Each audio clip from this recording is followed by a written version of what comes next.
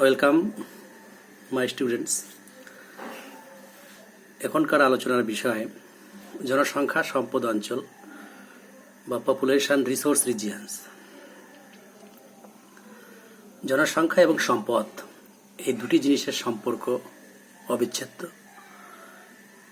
জনসংখ্যা ছাড়া যেমন সম্পদের অস্তিত্ব কল্পনা করা যায় না, আবার মানব সম্পদের সুষ্ঠু বিকাশ বেঁচে থাকার জন্য, উন্নয়নের জন্য সম্পদ অপরিহার্য। তাই আজকে জনসংখ্যা ও সম্পদ বিষয়ে,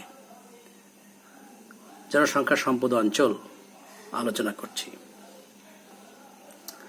জনসংখ্যা সম্পদ সম্পর্কে আলোচনার আগে জনসংখ্যা সম্পদের সম্পর্ক কিভাবে প্রতিষ্ঠিত হলো, এর পেছনে যে সমস্ত যুক্তিগুলি, যে সমস্ত পটভূমি কাজ করেছে, সেগুলি একটু ব্যাখ্যা করা প্রয়োজন। তাই জনসংখ্যার সম্পদের সম্পর্ক কিরকম তা আলোচনা করা যাক। প্রথমত, মানুষ নিজেই সম্পদ, আমরা যাকে বলি মানব সম্পদ, এবং মানুষ নিজেই অন্যান্য সম্পদের সৃষ্টি করে। সম্পদ সৃষ্টির পেছনে তিনটি উপাদানের ভূমিকা রয়েছে: সর্বাগ্রে প্রকৃতি, তারপরে মানুষ এবং মানুষের সংস্কৃতি। সুতরাং মানুষ এবং মানুষের সংস্কৃতি এই দুটি মূল উপাদান না থাকলে প্রকৃতিতে যতই সম্পদের ভাণ্ডার লুকিয়ে থাকুক না কেন, সম্পদ সৃষ্টি হওয়া সম্ভব হতো না। সুতরাং মানব সম্পদ শ্রেষ্ঠ সম্পদ। আবার মানুষ যদি কোনো বস্তুকে ব্যবহার না করে, তাহলে কোনো বস্তু সম্পদ পদবাচ্য হয়ে ওঠে না।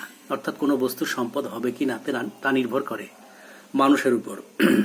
জনসংখ্যার পরিমাণ ও তার গুণগত মানের উপর নির্ভর করে সম্পদের সঙ্গে তার সম্পর্ক। আবার শুধু মানব সম্পদ হলেই বা মানুষের পরিমাণ বাড়লেই যে সম্পদের গুণগত মান বা সম্পদের উৎকর্ষতা বাড়বে, তা নিশ্চয়তার সহিত বলা যায় না। কারণ সম্পদ হল মানুষের গুণগত বা মানব সম্পদের গুণগত মানের দ্বারা, সৃজনশীলতার দ্বারা তৈরি হয় একটি উপাদান। জনসংখ্যা সম্পদের যে অঞ্চল বা জনসংখ্যা সম্পদ অঞ্চল সম্পর্কে অনুধাবন করার আগে যে বিষয়গুলি একটু আলোচনা করা যাক, তা হল জনবিরলতা, অতি জনাকীর্ণতা এবং কাম্য জনসংখ্যা। তিনটি কনসেপ্ট: আন্ডার পপুলেশন বা জনবিরলতা, অপটিমাম পপুলেশন বা কাম্য জনসংখ্যা, এবং ওভার পপুলেশন বা অতি জনাকীর্ণতা। সাধারণত যখন জনসংখ্যা কম কিন্তু সম্পদের পরিমাণ বেশি, তখন তাকে আমরা বলি under population. Optimum population means there is a balance between population and resource, and overpopulation means number of population is more than the available resource. জনবিরলতা: যখন কোনো অঞ্চলের জনসংখ্যা এত কম থাকে যে সেই অঞ্চলে প্রাকৃতিক সম্পদ ব্যবহারের ক্ষেত্রেও তা নগণ্য, তখন তাকে আমরা জনস্বল্পতা বা জনবিরলতা বলতে পারি। অর্থাৎ যেখানে রিসোর্সেস আর অ্যাভেলেবল বাট পপুলেশনস আর limited. With this limited population, the available resources or the available natural stuff cannot be transformed to resource, then that number of people is called underpopulation. আর একটি ভাবে হতে পারে, সেটা হচ্ছে একটি অঞ্চলের সম্পদে যখন সেখানকার প্রকৃত জনসংখ্যা অপেক্ষা অধিক পরিমাণ জনসংখ্যা চাহিদা মেটাতে সক্ষম হয়, সে অবস্থাকে আমরা জনবিরলতা বলতে পারি। জনবিরলতা কিভাবে হয়? জনবিরলতার প্রাথমিক কারণ হচ্ছে প্রতিকূল পরিবেশ। প্রতিকূল পরিবেশের কি কি উপাদান? জলবায়ু, মাটি এবং স্বাভাবিক উদ্ভিদ, যা জনবসতিকে প্রভাবিত করে। এই তিনটির ভিত্তিতে তৈরি হয় অগম্যতা বা ইনঅ্যাক্সেসিবিলিটি। তার সঙ্গে রয়েছে দুর্গম অর্থাৎ কত দূরে অবস্থিত এবং দুর্বল পরিবহন ব্যবস্থা, এইগুলির মিলিত প্রভাবে হচ্ছে জনবিরলতা, অর্থাৎ কোনো স্থান জনশূন্য বা স্বল্প জনসংখ্যা বিশিষ্ট হয়। এর সঙ্গে ঐতিহাসিক কারণও যুক্ত রয়েছে। ঐতিহাসিক কারণেই অনেক স্থান জনবিরল। যেমন ইউরোপ এবং আমেরিকার অনেক দেশ একটা সময় তৃতীয় বিশ্বের যে সমস্ত দেশ জনবিরল সেই সমস্ত দেশে ব্যবসা বাণিজ্য স্থাপন করত শুধুমাত্র কাঁচামাল সংগ্রহ করার জন্য। সেখানকার জনবিরল পরিস্থিতি থেকে কাম্য জনসংখ্যার স্তরে নিয়ে যাওয়ার জন্য কোনো প্রকার চেষ্টা হয়নি। যেমন এভাবে ব্রাজিলের কফি যুক্তরাষ্ট্র বা ব্রিটেন আমদানি করত ব্রাজিল থেকে। আর হচ্ছে অর্থনীতির প্রকারভেদ। বেশ কিছু অর্থনীতি আছে যেগুলো জনবিরলতার জন্য দায়ী, যেমন শিফটিং কাল্টিভেশন, জনবিরল পরিবেশের জন্ম দেয়। জনসংখ্যার বৈশিষ্ট্য, বিশেষ করে যে সমস্ত অঞ্চল আদিবাসী অধ্যুষিত সে সমস্ত অঞ্চল জনবিরল। অতি জনাকীর্ণতা কি? Over population. কাম্য জনসংখ্যা যাকে আমরা বলি তার চাইতে যদি অধিক পরিমাণ জনসংখ্যা হয়, যখন জনসংখ্যা বৃদ্ধি পেলে সম্পদের উৎপাদনশীলতা হ্রাস পায়, তখন আমরা তাকে অতি জনাকীর্ণতা বলে থাকি। দুই প্রকারের অতি জনাকীর্ণতা আছে, একটা হচ্ছে চরম অতি জনাকীর্ণতা আর একটা হচ্ছে আপেক্ষিক অতি জনাকীর্ণতা। চরম অতি জনাকীর্ণতা কি? যখন চূড়ান্ত পর্যায়ে সম্পদের উন্নয়ন সত্ত্বেও জনগণের জীবনযাপনের মানের উন্নয়ন হয় না, অর্থাৎ সম্পদ আছে প্রচুর, সম্পদ যা আছে তার ওভারঅল ডেভেলপমেন্ট সত্ত্বেও যখন জনসাধারণের জীবনযাপনের উন্নয়ন হয় না, তখন আমরা তাকে বলি চরম বা অ্যাবসলিউট ওভার পপুলেশন। আপেক্ষিক অতি জনাকীর্ণতা কি? যেখানে বর্তমান সময়ে সম্পদ উৎপাদন খুব কম হলেও ভবিষ্যতে উৎপাদন বৃদ্ধির সুযোগ রয়েছে, তাকে আমরা বলি আপেক্ষিক অতি জনাকীর্ণতা। বাস্তবে চরম জনাকীর্ণতা অপেক্ষা আপেক্ষিক অতি জনাকীর্ণতাই অধিক, অর্থাৎ প্রথম কন্ডিশনের চাইতে দ্বিতীয় কন্ডিশন এটাই পৃথিবীতে বেশি। অতি জনাকীর্ণতা কিভাবে হয়? অনুকূল প্রাকৃতিক পরিবেশ।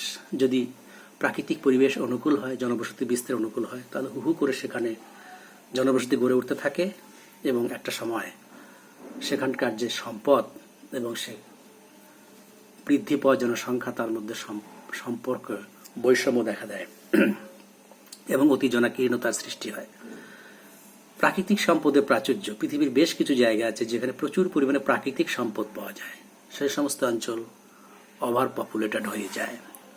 স্বাভাবিক বৃদ্ধির হার অধিক, যাকে আমরা অশিক্ষা বা কুশিক্ষা বা সামাজিক অসচেতনতার ফল বলতে পারি। যে সমস্ত অঞ্চলে হয়তো প্রাকৃতিক সম্পদের প্রাচুর্যও নেই, অনুকূল প্রাকৃতিক পরিবেশও নেই, কিন্তু দীর্ঘদিন ধরে মানব সম্পদের গুণগত মানের উন্নয়ন হয়নি, ফলে স্বাভাবিক বৃদ্ধির হার অর্থাৎ জন্মহার অধিক, মৃত্যুহার চিকিৎসা বিজ্ঞানের কল্যাণে হ্রাস পায়, জন্মহার অধিক থেকেই গেছে, সেখানে জনসংখ্যা বৃদ্ধি পেয়ে অতি জনাকীর্ণ পরিস্থিতির সৃষ্টি হয়। আমাদের দক্ষিণ এশিয়া ও দক্ষিণ পূর্ব এশিয়ার দেশগুলি মূলত এ কারণে অতি জনাকীর্ণ। অন্তর্মুখী পরিব্রাজন। যখন একটা জায়গায় প্রচুর পরিমাণে জনসংখ্যার আগমন ঘটে, বিশেষ করে যখন জনবিরল অবস্থা থাকে, সম্পদ প্রচুর থাকে, সেই সম্পদ ভোগ করার জন্য যখন পার্শ্ববর্তী দেশ বা অঞ্চল থেকে পরিব্রাজন ঘটতে থাকে, আস্তে আস্তে সেই অঞ্চল অতি জনাকীর্ণ হয়ে ওঠে। অর্থনৈতিক ভূগোলবিদ A.L. মবুগনে 3টি উপাদানের পারস্পরিক ক্রিয়া প্রতিক্রিয়ার পরিপ্রেক্ষিতে জনসংখ্যার চাপ বা পপুলেশন প্রেসারের কথা ব্যাখ্যা করেছেন।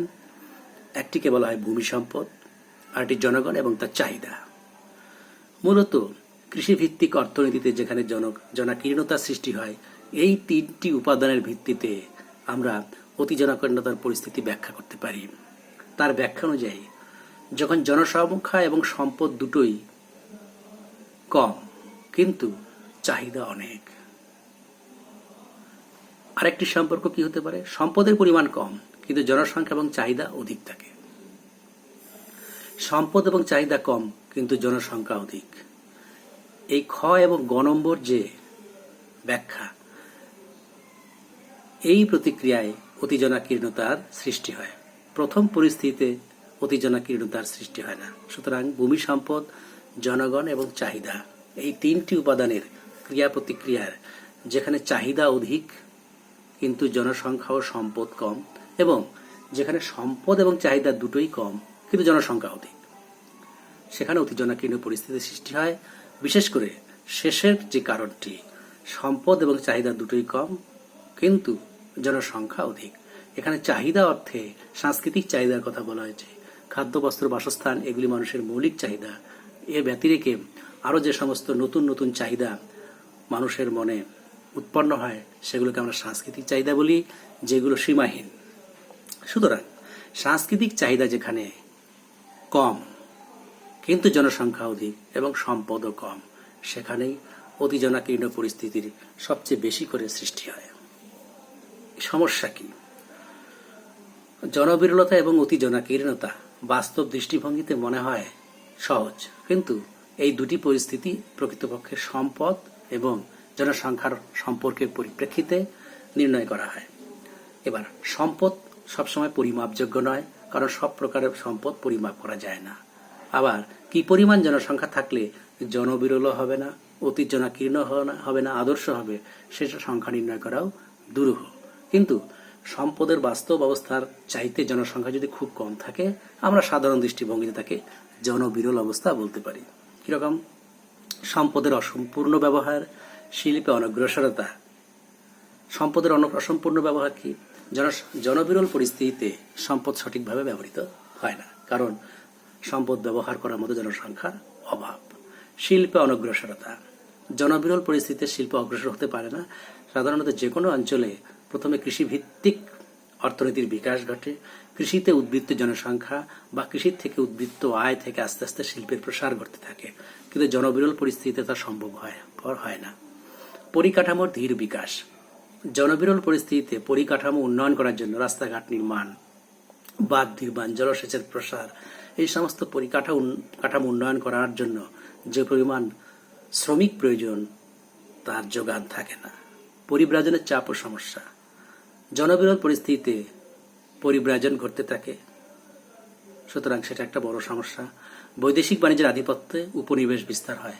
পৃথিবীর অনেক দেশে জনবিরল পরিস্থিতির সুযোগ নিয়ে ইউরোপীয় বণিকেরা দলে দলে সেখানে বাণিজ্য করতে গেছে, সেখানে বাণিজ্য করেছে এবং সেখানকার অধিবাসীদের কোণঠাসা করে সেখানে উপনিবেশ স্থাপন করেছে। যেমন বেস্ট এক্সাম্পল হচ্ছে নিউজিল্যান্ড। নিউজিল্যান্ড যে দ্বীপ রাষ্ট্র, সেখানকার অধিবাসীদের বলা হয়, আদিম অধিবাসীদের নাম মাওরি। তারা খুবই অনুন্নত জনজাতি, কিন্তু সেখানকার স্থায়ী বাসিন্দা। পলিনেশিয়ান দ্বীপপুঞ্জ থেকে তারা সেখানে এসেছে, নিকটবর্তী অঞ্চল থেকে। কিন্তু ব্রিটিশরা সেখানে উপনিবেশ স্থাপন করে। বর্তমান জনসংখ্যা সিংহভাগ ইউরোপীয় জনগণ, যা কিনা জনবিরলতার সুযোগ নিয়ে সেখানে ইউরোপীয়রা থাবা বসিয়েছে। আঞ্চলিক বৈষম্য। যদি জনবিরল পরিস্থিতি সৃষ্টি হয়, সাধারণত একটি দেশ বা অঞ্চলের সব জায়গায় একই সঙ্গে জনবিরল পরিস্থিতি থাকে না। কোথাও জনবিরল, আবার কোথাও জনবহুল, বা কোথাও আদর্শ জনসংখ্যা থাকে। ফলে সেখানে একটা বৈষম্যের সৃষ্টি হয়। যেমন ভারতের উত্তর পূর্ব রাজ্যগুলি, অরুণাচল প্রদেশ, নাগাল্যান্ড, মণিপুর, অনেকটা জনবিরল। এই অঞ্চলগুলির উন্নয়নও সেভাবে হয়নি। অন্যদিকে উত্তরপ্রদেশ, বিহার, পাঞ্জাব, হরিয়ানা এগুলো জনবহুল অঞ্চল, এই সমস্ত অঞ্চলের উন্নয়ন হয়েছে। ফলে আঞ্চলিক বৈষম্যের সৃষ্টি হয়েছে। অতিজনাকীর্ণতার কি সমস্যা? সম্পদের দ্রুত হ্রাস। যে পরিমাণ পার্থিব সম্পদ পাওয়া যায়, জনসংখ্যা বেশি হওয়ার জন্য তা দ্রুত হ্রাস পেতে থাকে। পরিবেশের অবনমন। প্রচুর পরিমাণ জনসংখ্যা সম্পদের উপর চাপ সৃষ্টি করার ফলে আস্তে আস্তে পরিবেশের অবনমন ঘটতে থাকে। জীবনযাত্রার নিম্নমান হতে থাকে, কারণ দেশের সরকার জনসংখ্যার চাপে খাদ্য, বস্ত্র, বাসস্থানের বাইরে অন্য কোনো চাহিদা মেটানোর কথা ভাবতেই পারে না। ফলে জীবনযাত্রা ক্রমিক অবনতি ঘটতে থাকে অতি জনাকীর্ণ পরিস্থিতিতে। বেকারত্ব বৃদ্ধি পায়।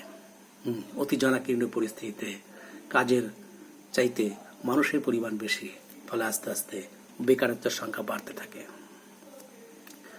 সুতরাং জনবিরলতা এবং অতি জনাকীর্ণতা থেকে বেরিয়ে আসার জন্য বেশ কিছু অর্থনীতিবিদ কাম্য জনসংখ্যার কথা বলেছেন। কাম্য জনসংখ্যা কি? এক একজন লেখক, গবেষক এক একভাবে কাম্য জনসংখ্যার তত্ত্ব ব্যাখ্যা করেছেন। বিশেষ করে অর্থনীতিবিদদের ভাষায় কাম্য জনসংখ্যা হলো যে পরিমাণ জনসংখ্যা থাকলে মাথাপিছু আয় সর্বাধিক, তাকে বলা হয় কাম্য জনসংখ্যা। এই চিত্রে এক্স অ্যাক্সিসে যদি জনসংখ্যা ধরা হয়, ও থেকে এন পর্যন্ত এই পরিমাণ জনসংখ্যা হয়, ও এন জনসংখ্যায় মাথাপিছু আয় সর্বাধিক এনএম। সুতরাং ও এন পরিমাণ জনসংখ্যা হলো কাম্য জনসংখ্যা। তার আগের যে পরিস্থিতি, ধরা যাক ওবি পরিমাণ জনসংখ্যার জন্য মাথাপিছু আয় এ বি, যা কিনা এনএম এর চাইতে কম, এবং এই যে ইনকামের যে গ্রাফ রেখা তা আস্তে আস্তে বেড়ে যাচ্ছে। সুতরাং যতক্ষণ পর্যন্ত যে পরিমাণ জনসংখ্যা থাকলেও আস্তে আস্তে মাথাপিছু আয় বাড়তে থাকে, সেই পরিমাণ জনসংখ্যাকে আমরা জনবিরল বলতে পারি। যে অবস্থায় পৌঁছে সর্বোচ্চ আয়ে পৌঁছে পুনরায় মাথাপিছু আয় হ্রাস পেতে থাকে, তাকে আমরা অতি জনাকীর্ণতা বলতে পারি। সুতরাং জনবিরলতা এবং অতি জনাকীর্ণতার মাঝে রয়েছে কাম্য জনসংখ্যা। এটা হচ্ছে আয়ের ভিত্তিতে। কোনো কোনো সমাজতত্ত্ববিদ বিশেষ করে বা সামাজিক ভূগোলবিদরা কাম্য জনসংখ্যাকে ব্যাখ্যা করেছেন যে পরিমাণ জনসংখ্যা থাকলে সমাজের সার্বিক মঙ্গল সাধিত হয়, দারিদ্র্যের পরিমাণ কম থাকে এবং ভোগের মধ্যে একটা সমতা থাকে, সে পরিমাণ জনসংখ্যাকে কাম্য জনসংখ্যা বলা হয়। যেভাবে আমরা কাম্য জনসংখ্যার কথা বলি না কেন, এটা একটা আদর্শ, একটা আইডিওলজি, এটা একটা অনুমান। পৃথিবীতে কি পরিমাণ জনসংখ্যা থাকলে সেই জনসংখ্যা কাম্য জনসংখ্যা, তাকেও নির্ণয় করতে পারেনি। আমাদের দেশে, বিশেষ ভারতের মতো উন্নয়নশীল দেশেও সকলে আমরা বলে থাকি জনসংখ্যার প্রচুর চাপ, দেশ অতি জনাকীর্ণ অবস্থায় পৌঁছেছে। কিন্তু এদেশের শ্রমিকের বা এদেশের মানুষের ক্রমবর্ধমান জনসংখ্যা সত্ত্বেও মাথাপিছু আয় কিন্তু এখনো ক্রমবর্ধমান। সুতরাং কাম্য জনসংখ্যার অর্থনৈতিক দৃষ্টিভঙ্গিতে তাহলে তো ভারত জনবিরল অবস্থায় রয়েছে। তা কি সত্যি? ভাববার অনুরোধ করছি। এবার আসছে মূল আলোচনা। জনবিরলতা, কাম্য জনসংখ্যা, অতি জনাকীর্ণতা, এই তিনটি পার্সপেক্টিভ ব্যাখ্যা করা হয়েছে জনসংখ্যা ও সম্পদের পরিপ্রেক্ষিতে। সম্পদের তুলনায় জনসংখ্যা কম থাকলে জনবিরলতা, ব্যালেন্স থাকলে কাম্য জনসংখ্যা, বেশি থাকলে অতি জনাকীর্ণতা। আমি আগের স্লাইডে একটি প্রশ্ন দিয়ে শেষ করেছি যে ভারত কি তাহলে এখনো জনবিরল অবস্থায় রয়েছে? কারণ ভারতের মানুষের মাথাপিছু আয় তো ক্রমবর্ধমান। স্বাধীনতার পর থেকেই তো আস্তে আস্তে জনসংখ্যাও বাড়ছে, মাথাপিছু আয়ও বাড়ছে। কিন্তু না, শুধু আয়ের দৃষ্টিতে দেখলে হবে না, দেখতে হবে সম্পদ সৃষ্টির পরিপ্রেক্ষিতে। পার ক্যাপিটাল ল্যান্ড কি বাড়ছে? বাড়ছে না। পার ক্যাপিটাল রিসোর্স কি বাড়ছে? মনে হয় বাড়ছে না। সেই সব দৃষ্টিভঙ্গি আলোচনা করলে সার্বিকভাবে ভারত অতি জনাকীর্ণ দেশ অবশ্যই। যাই হোক, জনসংখ্যা সম্পদ অঞ্চল এক বা একাধিক বৈশিষ্ট্যের সমধর্মিতাযুক্ত ভৌগোলিক পরিসরকে অঞ্চল বলা হয়। আমরা ভূগোলবিদরা অঞ্চল নিয়ে আলোচনা করে থাকি। সাধারণত কোনো প্রাকৃতিক বা সাংস্কৃতিক একটি উপাদান বা একাধিক উপাদানের যখন একটা বিস্তীর্ণ ভৌগোলিক পরিসরে সমধর্মিতা লক্ষ্য করা যায়, তখন তাকে আমরা অঞ্চল বলে থাকি। বিখ্যাত ভৌগোলিক হার্টসন বলেছিলেন এরিয়াল ডিফারেন্সিয়েশনের কথা। এরিয়াল ডিফারেন্সিয়েশন অর্থ হচ্ছে পৃথিবীর কোনো স্থানই একই রকম নয়, একটি অঞ্চল থেকে আরেকটা অঞ্চলের ভৌগোলিক বা অন্য কোনো পার্থক্য রয়েছে। এর থেকে উৎপত্তি হয়েছে এরিয়াল ডিফারেন্সিয়েশনের তত্ত্ব। কিন্তু জনসংখ্যা সম্পদের বৈশিষ্ট্যকে সম্মিলিতভাবে অঞ্চল হিসেবে শনাক্তকরণের বাস্তব সমস্যা রয়েছে। কিন্তু জনসংখ্যার সম্পদ এই দুটির সম্পর্কে দুটিকে মিলিয়ে অঞ্চল শনাক্তকরণ বেশ কঠিন। মনে রাখতে হবে, আজ থেকে প্রায় 2500 বছর আগে বিখ্যাত চৈনিক দার্শনিক, আমরা জানি তার নাম কনফুসিয়াস, তিনি প্রথম অনুধাবন করেছিলেন জনসংখ্যা ও সম্পদের মধ্যে সম্পর্ক আছে। পরবর্তীকালে আধুনিক যুগে জনসংখ্যার সম্পদকে ভিত্তি করে অঞ্চলের শনাক্তকরণে ও শ্রেণীবিভাগে প্রথম যিনি এগিয়ে আসেন তিনি হলেন এডওয়ার্ড এ আকারম্যান এবং ডাব্লিউ জেলিনস্কি। আমরা এখানে এই দুজনের জনসংখ্যা সম্পদ অঞ্চলের ধারণা নিয়ে অধ্যয়ন করব। আকারম্যানের জনসংখ্যা সম্পদ অঞ্চলের কনসেপ্ট। বিশিষ্ট আমেরিকান ভৌগোলিক এডওয়ার্ড অগাস্টাস আকারম্যান 1970 সালে তার লেখা প্রবন্ধ পপুলেশন, ন্যাচারাল রিসোর্সেস অ্যান্ড টেকনোলজিতে জনসংখ্যা সম্পদ অঞ্চলের প্রথম ধারণা দেন। কি বলেছিলেন? তার যে জনসংখ্যা সম্পদের ভিত্তিতে স্কিম অব রিজনালাইজেশন বা আঞ্চলিকরণের ভিত্তি তিনটি উপাদান: জনসংখ্যা, সম্পদ এবং তার সঙ্গে কারিগরি উপাদান বা টেকনোলজি। কারণ শুধু জনসংখ্যা আর সম্পদ থাকলেই চলবে না, শিক্ষিত মানব সম্পদ বা কারিগরি বিদ্যায় অভ্যস্ত জনসংখ্যা থাকা প্রয়োজন। পৃথিবীর সব দেশে তা নেই। যেসব দেশে কারিগরি বিদ্যায় উন্নত এবং যেখানে দক্ষ কারিগরি জ্ঞান সম্পন্ন ব্যক্তি রয়েছেন, সেসব দেশে সম্পদের ব্যবহার বেশি, উৎপাদন বেশি, ভোগ বেশি। প্রকৃতপক্ষে তারাই পৃথিবীর রাজা। আকারমান পৃথিবীকে মোট 5টি জনসংখ্যা সম্পদ অঞ্চল শনাক্ত করেন। আকারমানের জনসংখ্যা সম্পদ অঞ্চল তিনি 3টি বৈশিষ্ট্য বলেছেন, 3টি উপাদান তার তত্ত্বে রয়েছে। একটা হচ্ছে জনসংখ্যা, সম্পদের পরিমাণ, প্রযুক্তিবিদ্যা। প্রথমটি হচ্ছে যুক্তরাষ্ট্রীয় ধাঁচ, অর্থাৎ মার্কিন যুক্তরাষ্ট্রের মতো অবস্থা। মনে রাখতে হবে 1970 সালে, অর্থাৎ আজ থেকে 5 দশক আগে, তার যে পপুলেশন রিসোর্স রিজনের ক্রাইটেরিয়া তিনি তার ভিত্তিতে বিভিন্ন দেশের নামে করেছেন। যুক্তরাষ্ট্রীয়, ইউরোপীয়, ব্রাজিলীয়, মিশরীয়, মরু ও মেরুদেশীয়। সুতরাং যুক্তরাষ্ট্রীয় মানে মার্কিন যুক্তরাষ্ট্র। জনসংখ্যার বৈশিষ্ট্য, জনসংখ্যা কম। আমরা জানি যুক্তরাষ্ট্র অনেক বড় দেশ, কিন্তু ভারতের চাইতে 1/4 মতো লোক সেখানে বসবাস করে। সুতরাং জনসংখ্যা কম, কিন্তু জনসংখ্যার উন্নত সংস্কৃতি। এখানে সংস্কৃতি অর্থে পড়াশোনা, পাণ্ডিত্য এগুলোকেই বোঝানো হয়েছে। সম্পদের পরিমাণ জনসংখ্যার তুলনায় অনেক বেশি। প্রযুক্তিবিদ্যা অত্যন্ত উন্নত। ইউরোপীয় ধরনের কি বৈশিষ্ট্য? জনসংখ্যা বেশি, উন্নত সংস্কৃতি। জনসংখ্যার সম্পদ সমানুপাতিক, উন্নত। অর্থাৎ ইউরোপীয় ধরনের সম্পদের সংখ্যা যুক্তরাষ্ট্রীয় ধরনের চাইতে কম, কিন্তু জনসংখ্যার সম্পদের মধ্যে ব্যালেন্স রয়েছে। এখানে ইউরোপ অর্থে বেশিরভাগ ক্ষেত্রে পশ্চিম ইউরোপ বোঝানো হয়েছে। দক্ষিণ ইউরোপও আছে, কিন্তু বেশিরভাগটি পশ্চিম ইউরোপ। ব্রাজিলীয় জনসংখ্যা কম, আর্থসামাজিক উন্নয়ন ধীর গতি সম্পন্ন। ব্রাজিলের মতো, ব্রাজিল দেশের অনুরূপ। সম্পদের পরিমাণ খুব বেশি, অনুন্নত প্রযুক্তিবিদ্যা। মিশরীয়, মিশর দেশের মতো অবশ্যই, জনঘনত্ব বেশি, সমাজ অনুন্নত। জনসংখ্যার তুলনায় সম্পদের পরিমাণ কম, মাঝারি উন্নত প্রযুক্তিবিদ্যা। মরু ও মেরুদেশীয়, জনসংখ্যা খুব কম, অস্থায়ী, সাধারণত বিভিন্ন আদিবাসী যাযাবর সম্প্রদায়ের মানুষ বা কিছু কিছু বৈজ্ঞানিক সংস্থা সেখানে গবেষণা করে। সুতরাং বেশিরভাগ জনসংখ্যাই অস্থায়ী এবং থাকলেও খুব কম। সম্পদের পরিমাণ খুব কম, প্রযুক্তিবিদ্যা অনুন্নত, একেবারে অনুন্নত। এবার একটু বিশ্লেষণে আসা যাক। যুক্তরাষ্ট্রীয় ধাঁচের বৈশিষ্ট্য হচ্ছে জনসংখ্যা খুব কম, সম্পদের পরিমাণ বেশি, প্রযুক্তিবিদ্যার উন্নতিও খুব বেশি। উন্নত কারিগরি বিদ্যার লোক এই অঞ্চলসমূহে থাকায় সম্পদের সম্ভাবনা বা ভবিষ্যৎ সম্পদের সম্ভাবনা বা পোটেনশিয়াল রিসোর্সের সম্ভাবনা, রিসোর্সে উজ্জ্বল।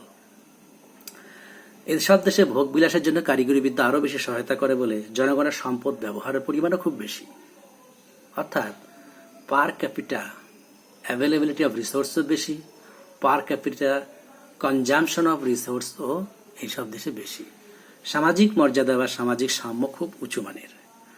নিজের দেশে প্রাকৃতিক সম্পদের ব্যবহারিক গুণমান বৃদ্ধি করে এই দেশগুলো অন্য দেশের সম্পদের উন্নয়ন ঘটাতেও সক্ষম হয়। এভাবেই সাম্রাজ্যবাদী দৃষ্টিভঙ্গির প্রসার ঘটে। যেসব দেশে যুক্তরাষ্ট্রীয় ধাঁচের অন্তর্গত সেগুলি বেশিরভাগ আয়তনে বড়, যেমন মার্কিন যুক্তরাষ্ট্র, Canada, Australia, New Zealand, Russian federation. যদিও রাশিয়ান ফেডারেশনের যে অংশটুকু জনবসতিপূর্ণ সেটুকুকেই এখানে অন্তর্ভুক্ত করা হয়েছে, আর্জেন্টিনা ও দক্ষিণ আফ্রিকা। আমরা জানি দক্ষিণ আফ্রিকা যুক্তরাষ্ট্রের মতো অত উন্নত নয়, কিন্তু যুক্তরাষ্ট্র ধাঁচের যে 3টি বৈশিষ্ট্য, এই 3টি বৈশিষ্ট্যের পরিপ্রেক্ষিতে দক্ষিণ আফ্রিকাও এই শ্রেণীর অন্তর্গত হয়েছে। ভবিষ্যতে যেমন এই অঞ্চলের অন্তর্গত হতে পারে আরও কিছু অঞ্চল, আবার আগামী দিনে হয়তো যুক্তরাষ্ট্রীয় ধাঁচের গোষ্ঠী থেকে বিদায় নিতে পারে 2-1টি দেশ। ইউরোপীয় ধাঁচ বিশেষ করে পশ্চিম ইউরোপের দেশগুলিতে দেখা যায় জনসংখ্যা প্রযুক্তিবিদ্যার মধ্যে সহন ক্ষমতার মধ্যে অনুকূল সম্পর্ক বজায় রয়েছে। এই অঞ্চলসমূহকে অভিজাত অঞ্চল বলে অভিহিত করা যায়। এইসব দেশ অধিকাংশই ছোট, সম্পদও সীমাবদ্ধ, কিন্তু জনসংখ্যা যুক্তরাষ্ট্রীয় ধাঁচের তুলনায় অনেক বেশি। কারিগরি জ্ঞান যুক্তরাষ্ট্রের তুলনায় কোনো অংশেই কম নয়। এই ধরনকে ইউরোপীয় ধরন অভিহিত করা হয়। দক্ষিণ ও পশ্চিম ও পূর্ব, কিন্তু পূর্ব দিকে রোমানিয়া, বুলগেরিয়া, তুর্কি, যুগোস্লাভিয়া বাদে ইউরোপের দেশসমূহ এই ধাঁচের অন্তর্গত। এছাড়াও রয়েছে ইসরায়েল এবং এশিয়ার জাপান ও মধ্য এশিয়ার সোভিয়েত রাশিয়া। চীন, ভারত, উত্তর কোরিয়া, তুর্কি, পুয়ের্তো রিকো, ঘানা প্রভৃতি দেশে পর্যায়ে পৌঁছাতে পারে, যদি কিনা বিশেষ করে চীন ও ভারত তার পপুলেশন কন্ট্রোল করতে পারে। ব্রাজিলীয় ধাঁচ, মধ্যবর্তী ধাঁচ এটি। ব্রাজিলীয় ধাঁচকে ট্রান্সমিশন জোনও বলা হয়, কারণ ট্রানজিশনাল রিজন বলা হয়। এটি ইউরোপীয়, অর্থাৎ এর উপরের যে ধাঁচ এবং মিশরীয় নিচের ধাঁচ, এই দুয়ের মধ্যে যোগসূত্র স্থাপন করে। যে কোনো দেশ যে কোনো সময়ে তার প্রযুক্তিবিদ্যার উন্নতির মাধ্যমে ইউরোপীয় ধাঁচে পৌঁছে যেতে পারে। আবার জনসংখ্যা বৃদ্ধি যদি রুখতে না পারে, তাহলে মিশরীয় ধাঁচে চলে যেতে পারে ব্রাজিলীয় ধাঁচ থেকে। সুতরাং ব্রাজিলীয় ধাঁচ হচ্ছে আকার মানের তত্ত্বে ট্রানজিশনাল রিজিয়ন। প্রযুক্তিবিদ্যার উন্নতির জন্য সম্পদের সুষ্ঠু ব্যবহার এই ধাঁচের দেশসমূহে সম্ভবপর হয় না। আবার জনসংখ্যাও কম। 3টি ভৌগোলিক অঞ্চলে অবস্থিত ব্রাজিলীয় ধাঁচ। একটা হচ্ছে লাতিন আমেরিকা, অর্থাৎ দক্ষিণ আমেরিকার দেশসমূহ, ক্রান্তীয় আফ্রিকা, আফ্রিকা মহাদেশের ক্রান্তীয় অঞ্চলের দেশসমূহ, ইন্দোচীন। ইন্দোচীন বলতে কিন্তু ভারত এবং চীন নয়, ইন্দোচীন অর্থে দক্ষিণ পূর্ব এশিয়ার দেশগুলোকে বোঝানো হয়েছে। আগামী দিনে খনিজ তেল বলয়ের মধ্যে মধ্যপ্রাচ্যের দেশগুলি যেগুলি এখন মিশরীয় ধাঁচে আছে, তা ব্রাজিলীয় ধাঁচে পৌঁছে যেতে পারে। মিশরীয় ধাঁচ সবচাইতে অপছন্দের যেই ধাঁচ। এই দেশগুলি জনঘনত্ব অত্যন্ত বেশি এবং জনসংখ্যা বৃদ্ধির হার খুব বেশি। জমির পরিমাণ অনেক বেশি হলে কৃষির আওতায় নিয়ে আসা জমির পরিমাণ খুব কম, অর্থাৎ রিসোর্সের অ্যাভেলেবিলিটি আছে, কিন্তু সবই পোটেনশিয়াল। সেই সম্পদকে উন্নত প্রযুক্তিবিদ্যার সাহায্যে বাস্তবায়ন করা খুব কঠিন। সামাজিক ব্যবস্থা অত্যন্ত নিম্নমানের, শিক্ষার হার খুব কম বলে সমাজে কুসংস্কারতা বেশ বেশি। আফ্রিকার মিশর, আলজেরিয়া, টিউনেশিয়া, মরক্কো, দক্ষিণ ইউরোপের গ্রিস, সার্ডিন, সিসিলি, দক্ষিণ ইতালি, আলবেনিয়া, দক্ষিণ যুগোস্লাভিয়া, আমেরিকার হাইতি, এল সালভাদর, গুয়াতেমালা, এশিয়ার চীন, Bharat, Pakistan, Bangladesh, Nepal, Sri Lanka, Afghanistan, Lebanon, Cyprus, Jordan প্রভৃতি মিশরীয় ধাঁচের অন্তর্গত। আগে আমরা বলেছি, যদি ভারত ও চীন জনসংখ্যা নিয়ন্ত্রণে আনতে সফল হয়, তবে দ্রুত এই দেশ মিশরীয় ধাঁচ টপকে ব্রাজিলীয় ধাঁচ টপকে ইউরোপীয় ধাঁচে চলে যেতে পারে। এবার হচ্ছে মরুভূমি ও মেরুদেশীয় ধাঁচ। বিশেষ করে যে সমস্ত অঞ্চলে জনবসতিবিহীন, প্রাকৃতিক পরিবেশ রুক্ষ, অত্যন্ত শুষ্ক মরু অঞ্চল এবং শীতল মেরু অঞ্চলের অন্তর্গত। এই অঞ্চলে জনসংখ্যা খুব কম, প্রযুক্তির উন্নতি নেই, ফলে এই শ্রেণীবিভাগ নিয়ে ভৌগোলিকরা খুব বেশি চিন্তিত নন। সুতরাং আকার মানের পপুলেশন রিসোর্স রিজিয়ন 5টি। এরপরে আকার মানের পর উইলবার জেলেনস্কি তিনি জনসংখ্যা সম্পদ অঞ্চল শনাক্তকরণ করেন। কিন্তু বস্তুতপক্ষে আকারমান এবং জেলেনস্কি একই সময় জনসংখ্যা সম্পদ অঞ্চল নিয়ে গবেষণা করছিলেন, কিন্তু আকারমানের তত্ত্বটি আগে প্রকাশ লাভ করে। জেলেনস্কি তখন দেখেন যে তিনি যে ধাঁচগুলি দিয়েছেন সেগুলি সবই গ্রহণযোগ্য। শুধুমাত্র তিনি এই নামগুলো পরিবর্তন করেন, অর্থাৎ যুক্তরাষ্ট্রীয় ধাঁচের বদলে তিনি বলেন এ ধাঁচ, ইউরোপীয় ধাঁচের বদলে বি, ব্রাজিলীয় ধাঁচের বদলে সি, মিশরীয় ধাঁচের বদলে ডি এবং মরু ও মেরুদেশীয় ধাঁচকে ই অঞ্চল রূপে তিনি চিহ্নিত করেন। ফলে জেলেনস্কির জনসংখ্যা সম্পদ অঞ্চলই বাস্তবে আকার মানের জনসংখ্যা সম্পদ অঞ্চল। মৌলিক পার্থক্য সেরকম কিছু নেই, শুধু নামকরণের পৃথকীকরণ। সুতরাং এই হচ্ছে এক নজরে জেলেনস্কি জনসংখ্যা সম্পদ অঞ্চল। এই ধরনকে ঠিক আগের মতোই এবং আগের মতোই বৈশিষ্ট্য সম্পন্ন। সুতরাং জনসংখ্যা সম্পদ অঞ্চল নিয়ে আলোচনা এখানে শেষ করছি। বস্তুতপক্ষে জনসংখ্যা ও সম্পদের সম্পর্ক গভীর। সম্পদ না থাকলেই কোনো দেশ জনসংখ্যায় যতই উন্নত হোক, জনসংখ্যার পরিমাণ যতই হোক না কেন, সম্পদের পরিমাণ কম হলে যে উন্নতি করতে পারে না, আবার সম্পদ সীমিত হলেও দক্ষ মানব সম্পদের সাহায্যে অনেক দেশ সম্পদ সৃষ্টি করতে পারে। প্রকৃতির ভাণ্ডারে যদি তার সম্ভাবনা থাকে তো ভালো, প্রকৃতির ভাণ্ডারে সম্পদ না থাকলেও অনেক দেশ বিভিন্নভাবে বিদেশ থেকে সম্পদ আমদানি করে নিজেদের মস্তিষ্কের উন্নতির প্রসার ঘটিয়ে সম্পদশালী হয়ে ওঠে। সবচাইতে ভালো উদাহরণ এশিয়ার জাপান। জাপানে প্রায় কোনো প্রকার খনিজ সম্পদ পাওয়া যায় না, অথচ জাপান পৃথিবীর শ্রেষ্ঠ শিল্পোন্নত দেশগুলির একটি। এর কারণ জাপানের নিপ্পন বা নিহন নামে পরিচিত উদীয়মান সূর্যের দেশের অধিবাসীদের একাগ্রতা এবং দেশের প্রতি ভালোবাসা এবং জাপানের মানুষের সাজাত্যবোধ, যা জাপানকে পৃথিবীর শ্রেষ্ঠ সভ্যতার একটি করে তুলেছে। সুতরাং সবার আগে প্রয়োজন মানব সম্পদের গুণগত মানের উন্নতি ঘটানো এবং দক্ষ প্রযুক্তিবিদ তৈরি করা। তাহলেই কোনো দেশ জনসংখ্যা সম্পদের পরিপ্রেক্ষিতে উন্নত পর্যায়ে পৌঁছাতে পারে। আর তা না হলে বিপুল পরিমাণ জনসংখ্যা শুধু গণতন্ত্রকেই রক্ষা করবে, গণতন্ত্রেরই ভোট বাহক হয়ে উঠতে পারে, বাস আখেরে উন্নয়নের সম্ভাবনা নেই। ধন্যবাদ।